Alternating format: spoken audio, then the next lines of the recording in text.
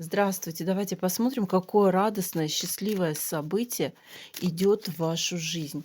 Какое же радостное и счастливое событие идет в вашу жизнь. Девчат, так, что-то вы тут прям в расстроенных чувствах вся. Что-то прям горюете, на дистанции находитесь со своим рыцарем мечей. Хотели бы, чтобы он был рядом, и прям ждете. Ну, какое радостное, счастливое событие у вас на пороге. Ага, здесь появится другой у вас человек, не тот, которого вы ждете, а более такой яркий, более притягательный, но такой же независимый и свободолюбивый. И вот он будет говорить вам о чувствах.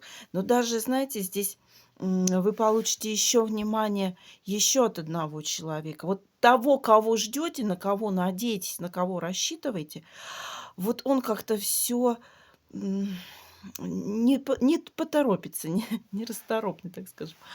И у вас появится как минимум 2 человека, из которых вы еще будете выбирать.